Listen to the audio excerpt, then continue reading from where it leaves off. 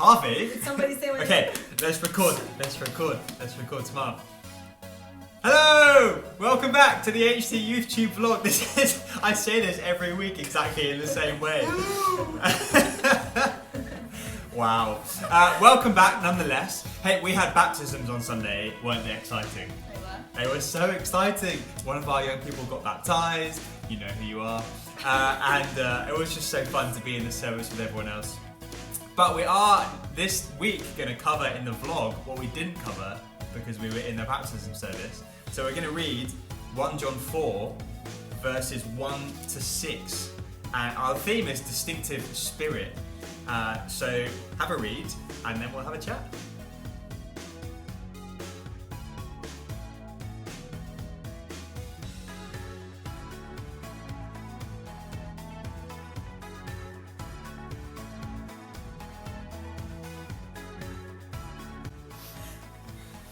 Okay, so this passage is kind of fresh to us. We haven't really thought about it. You guys haven't really thought about it. Maybe you have.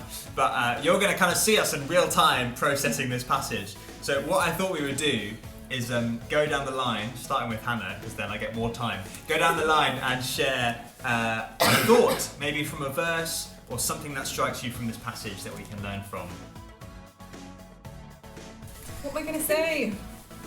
Is it like, you know, when you've got like the edge of a thought and you're like... I don't know, because we could talk about, well, what's it actually talking about? This is going to go horribly wrong. Great! So, verse 4 says, "But you belong to God, my dear children. You have already won a victory over those people, because the Spirit who lives in you is greater than the Spirit who lives in the world." I think this is super encouraging. Firstly, because we belong to God. We have that identity that we've been talking about that's distinctive. We are His children. He looks after us. He loves us. He died to save us.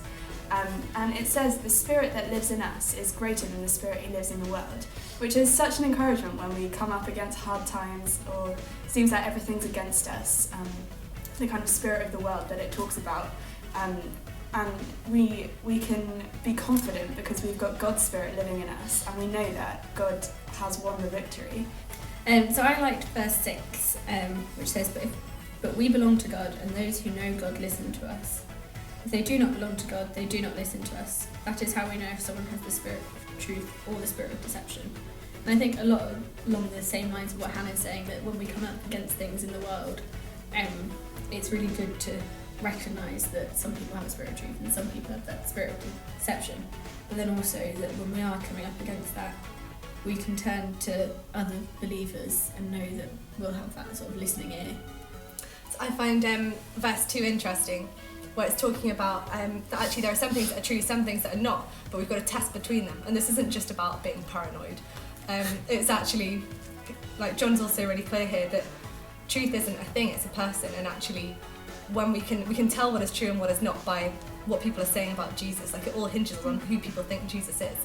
Awesome. And I'm going to go back to the start, verse 1, where John says, "Dear friends," I love that he calls us friends, "don't believe everyone who claims to speak by the Spirit. You must test them to see if the spirits they have come from God."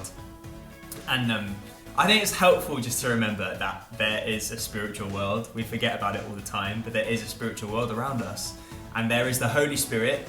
We talked about how the Holy Spirit lives in us, but there are also evil spirits and the spirits of the enemy.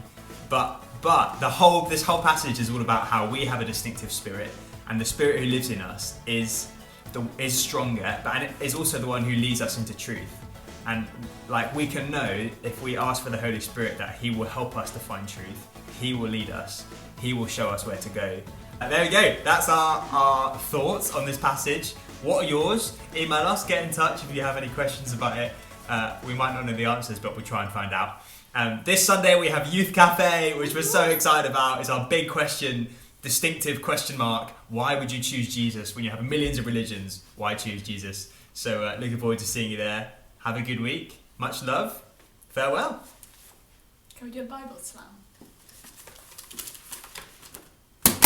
Oh.